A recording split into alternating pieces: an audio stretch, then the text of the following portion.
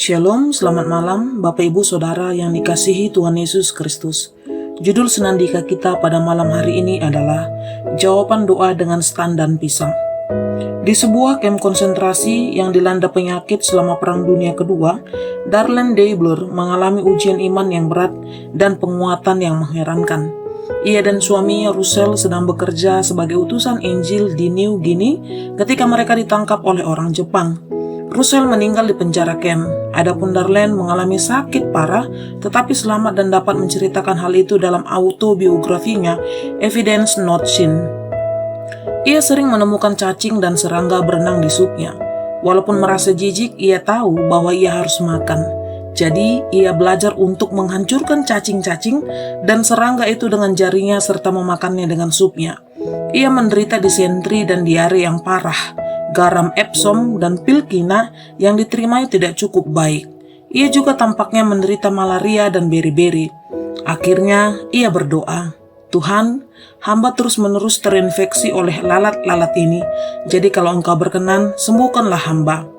Setelah berdoa, ia merasa bahwa Tuhan akan menyembuhkan dia seperti yang dimintanya. Jadi ia menolak dosis garam Epsom dan pil kina yang diberikan kepadanya setiap hari. Semua gejala penyakit itu hilang dari tubuhnya. Pada suatu waktu ketika ia memandang keluar lewat jendela sel penjaranya, ia melihat seseorang membawa pisang di kejauhan. Ia mulai merasa sangat ingin memakan pisang, sekalipun hanya satu gigitan.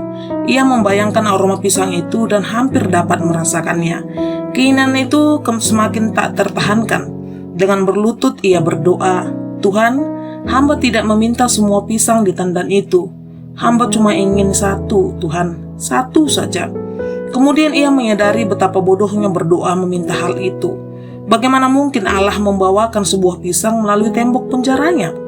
Lebih besar kemungkinan bulan jatuh dari langit daripada salah seorang penjaga membawakan sebuah pisang untuk saya, pikirnya. Dengan menundukkan kepalanya lagi, ia berdoa, "Tuhan, tidak ada siapapun di sini yang dapat membawakan sebuah pisang untuk hamba. Engkau juga tidak mungkin melakukannya. Janganlah berpikir bahwa hamba tidak bersyukur untuk bubur beras ini. Hamba cuma, pisang-pisang itu kelihatannya enak sekali." Keesokan paginya, ia mendengar penjaga datang melalui lorong beton menuju selnya. Pintu dibuka, dan sipir kamp tawanan perang itu bersikap ramah kepadanya. Sipir itu memandang tubuhnya yang kurus dan tanpa mengatakan apa-apa, berbalik dan pergi mengunci pintunya. Beberapa waktu kemudian, ia mendengar langkah-langkah lain dan pintu terbuka. Penjaga itu melemparkan setandan besar pisang yang sudah matang ke dalam selnya sambil berkata, "Ini semua untukmu." Ia menghitung jumlahnya, setandan pisang itu ternyata berjumlah 92 buah. Ketika ia mulai mengupas kulit pisang itu, Efesus 3:20 melintas di benaknya. Bagi dialah yang dapat melakukan jauh lebih banyak daripada yang kita doakan atau pikirkan, seperti yang ternyata dari kuasa yang bekerja di dalam kita. Setiap kali Darlene membaca ayat itu, ia tidak pernah lupa akan pisang-pisang itu. Benar, kadang-kadang Allah menjawab doa kita lebih daripada yang kita pikirkan.